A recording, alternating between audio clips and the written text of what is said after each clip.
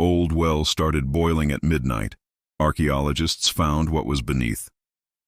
Dr. Sera Peaks had spent her career mapping old rural structures, seeking forgotten histories hidden beneath farmland and forests. She was meticulous, patient, and unswayed by local legends or stories.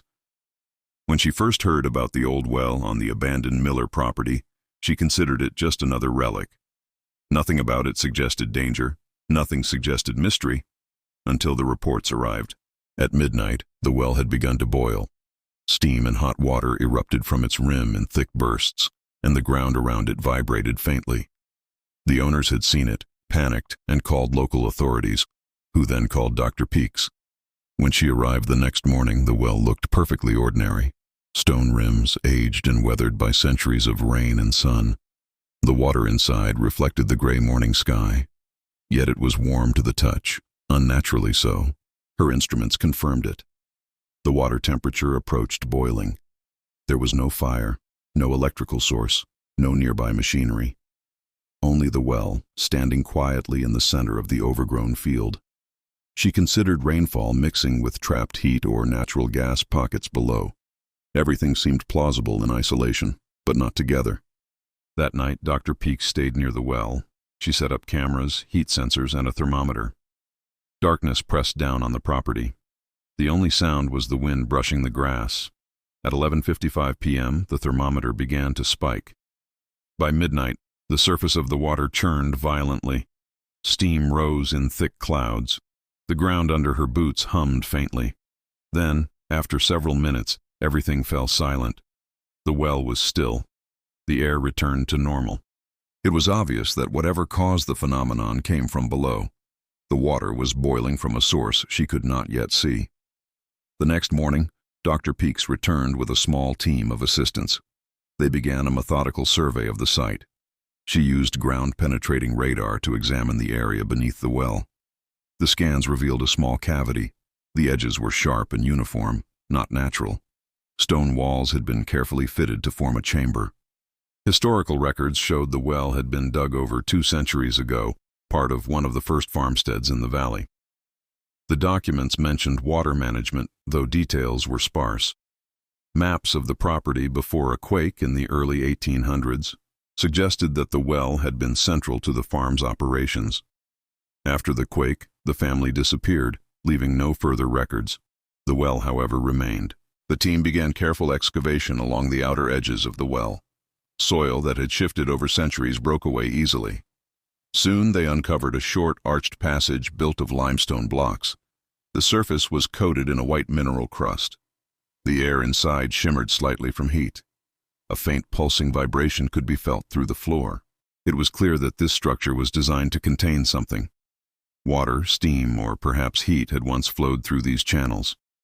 Its original purpose had been forgotten over time, leaving only the well and this hidden chamber as clues.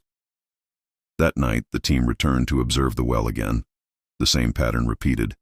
The water began to move around 11:45 p.m. Steam began to rise, thick and pungent. At exactly midnight, the surface erupted in rolling bubbles. The ground hummed. Sera lowered a probe camera into the well.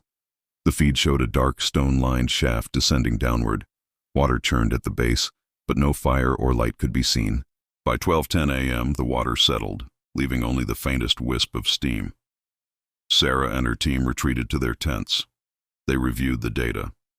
The temperature and vibrations were consistent night after night. Sera compared her recordings with seismic activity and discovered that a mild tremor had passed through the valley weeks earlier. It was minor, barely noticeable to residents, but the tremor had shifted the bedrock beneath the well, likely opening the old sealed channels. It began to make sense. The settlers who had built the well had likely tapped into a geothermal source. The quake had disrupted the natural flow. Over time, the pressure had built up, finally finding an escape route through the well itself. Dr. Peaks spent days mapping the structure. She carefully documented the cavity beneath the well. The chamber was about 5 meters across and 2 meters high. The walls were lined with limestone blocks fitted so precisely that no soil seeped through the seams. Channels cut into the stone led deeper into the earth. The mineral deposits indicated that water had flowed through this system for decades, perhaps centuries. Inside, the air was thick and humid. Heat rose steadily, even during the day. She noted the faint humming sound, a vibration caused by water moving through narrow channels under pressure. The chamber had been built to manage a natural resource, not for storage or ritual. Yet its design was advanced, far beyond what one would expect from settlers in a remote valley at that time. Each night, the well's behavior confirmed her hypothesis. The temperature rose, the water churned, and steam poured upward. The sealed chamber acted like a valve, releasing trapped heat at precisely the same time every night. By now, the team had grown used to the phenomenon. They no longer watched in fear. Instead, they were captivated by it. The steady mechanical rhythm of boiling water at midnight had something hypnotic. Sera reflected on how the settlers had engineered a solution that would last centuries. They had controlled a force far greater than themselves and then disappeared, leaving the well to continue its quiet, predictable cycle. The final discovery came when the team fully opened the chamber. Inside, they found channels leading downward into the geothermal vein beneath the valley. The water flowed steadily, pulsing with heat. The air shimmered from the rising energy. This was the source of the boiling, the unseen engine beneath the well. Geologists who joined the excavation confirmed the findings. The valley sits atop a geothermal pocket. The sealed channels acted as a primitive pressure release system.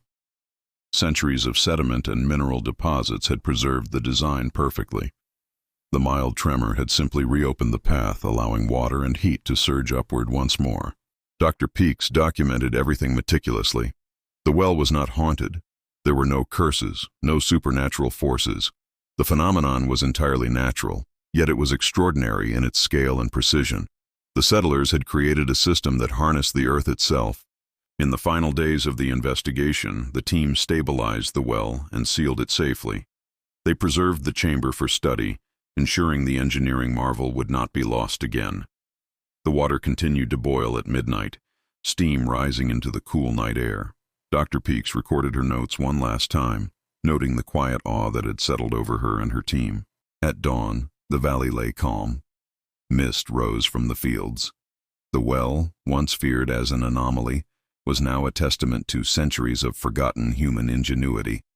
The earth beneath had claimed its secret for generations and revealed it only to those who watched and waited.